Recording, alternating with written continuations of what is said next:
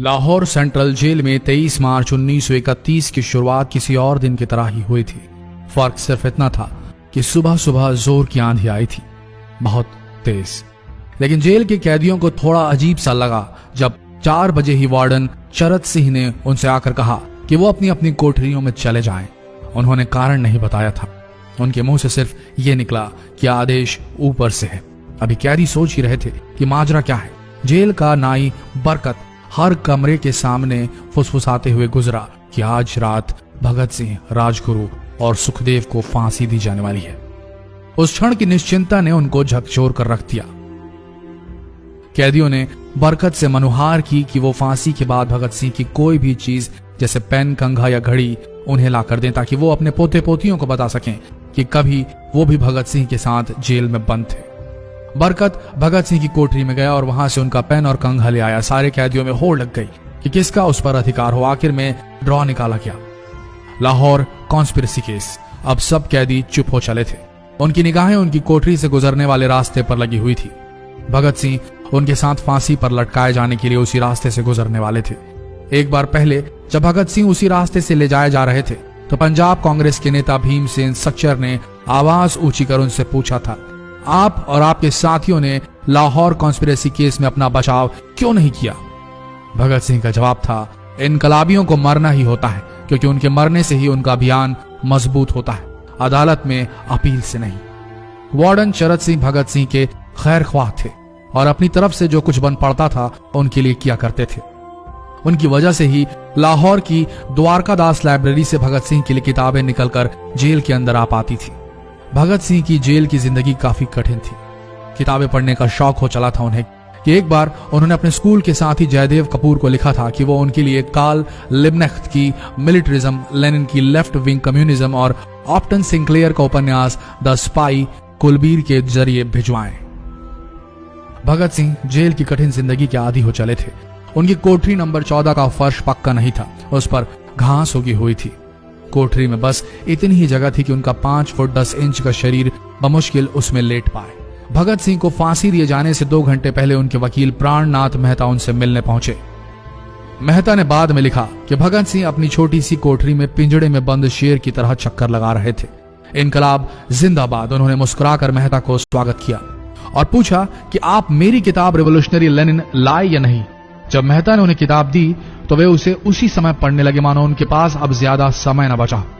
मेहता ने उनसे पूछा कि क्या आप देश को कोई संदेश देना चाहेंगे?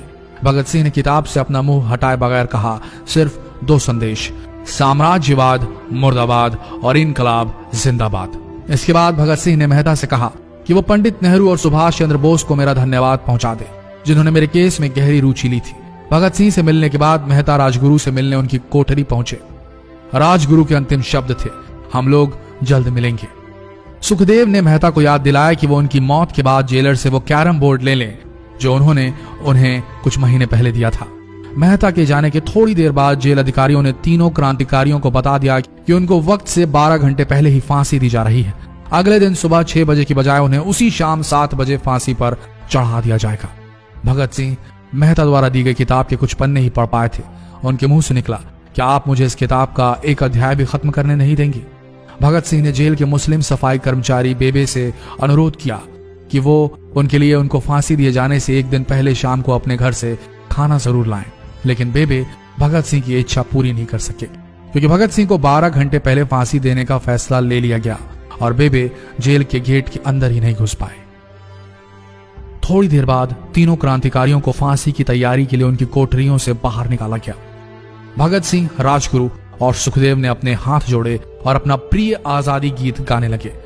कभी वो दिन भी आएगा कि जब आजाद होंगे हम, या अपनी ही जमीन होगी या अपना आसमान होगा। फिर इन तीनों का एक एक करके वजन लिया गया। सबके वजन बढ़ गए थे। इन सब से कहा गया कि अपना आखिरी स्नान करें। फिर उनको काले कपड़े पहनाए गए लेकिन उनके चेहरे खुले रहने दिए गए। चरत सिंह ने भगत सिंह के कान में फुसफुसाकर कहा कि वाहे गुरु को याद करो।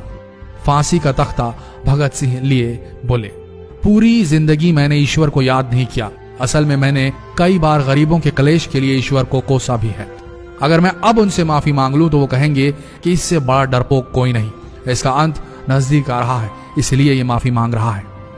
जैसे ही जेल की घड़ी ने 6 बजाया, कैदियों ने दूर से आती कुछ पद चांपें सुनी। उनके साथ भारी बूटों के जमीन पर पड़ने की आवाजें भी आ रही थी। साथ में एक गाने का भी दबा स्वर सुनाई दे रहा था। सरफरोशी की तमन्ना अब हमारे दिल में है। सभी को अचानक जोर जोर से इनकलाब जिंदाबाद और हिंदुस्तान आजाद हो के नारे सुनाई देने लगे। फांसी का तख्ता पुराना था, लेकिन फांसी देने वाला काफी तंदुरुस्त। फांसी देने के लिए मसीह जल्लाद को लाहौर के पास शाहदरा से बुलवाया गया था। भगत सिंह इन तीनों के बीच में खड़े थे। भगत सिंह अपनी मां को दिया गया वो वचन पूरा करना चाहते थे कि वो फांसी के तख्ते से इनकलाब जिंदाबाद का नारा लगाएंगे। लाहौर जिला कांग्रेस के सचिव पिंडी दास सोंधी का घर लाहौर सेंट्रल जेल से बिल्कुल लगा हुआ था। भगत सिंह ने इतनी जोर से इनकलाब जिंदाबाद का नारा लगाया कि उनकी आवाज सोंधी के घर तक सुनाई दी। उनकी आवाज सुनते ही जेल के दूसरे कैदी भी नारे लगाने लगे। तीनों युवा क्रांतिकारियों के गले में फांसी की रस्सी डाल दी गई, उनके हाथ और पैर बांध दिए गए। तभी जल्लाद ने पूछा, सबसे पहले कौन जाएगा? सुखदेव ने सबसे पहले फांसी पर लटकने की हामी भरी। जल्लाद ने एक एक कर रस्सियां खींची और उनके पैरों के नीचे लगे तख्तों को पैर मारकर हटा दिया। काफी देर तक उनके शव तख्तों से लटकते रहे।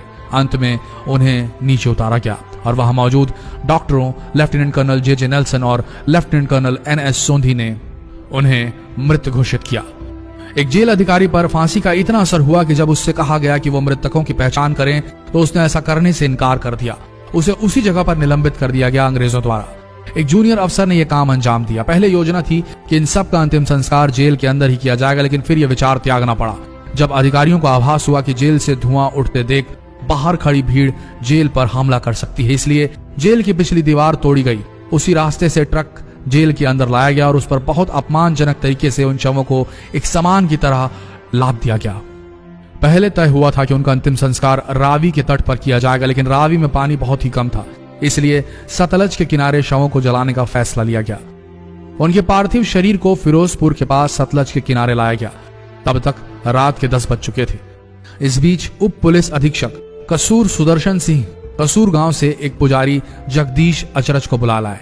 अभी उनमें आग लगाई ही गई थी कि लोगों को इसके बारे में पता चल गया। जैसे ही ब्रितानी सैनिकों ने लोगों को अपनी तरफ आते देखा, वो शवों को वहीं छोड़कर अपने वाहनों की तरफ भागे। सारी रात गांव के लोगों ने उन शवों के चारों ओर पहरा दिया। अगले दिन दोपहर के आसपास जिला मजिस्ट्रेट की दस्तखत के साथ लाहौर के कई इलाकों में नोटिस चिपकाया गया, जिसमें बताया गया कि भगत सिंह, सुखदेव और राजगुरु का सतलज के किनारे हिंदू सिख रीति से अंतिम संस्कार कर दिया गया है। तो ये थे भगत सिंह की जिंदगी के वो 12 आखिरी घंटे। आशा करते हैं इस वीडियो में सुनाई गई ये कहानी आज युवा पीढ़ी के दिलों में मर चुके देशभक्ति को जगाने में कामयाब होंगे। जितना हो सके इस संदेश को पूरे देश में पहुंचाएं। इस वीडियो को शेयर करें फेसबुक पर, व्हाट्सएप पर, और हो सके तो इस पेज को फॉलो करें ताकि ऐसे ही वीडियोस आप तक सही समय पर पहुंच सके। मिलते हैं अगले वीडियो में, तब तक के लिए आप सबका धन्यवाद।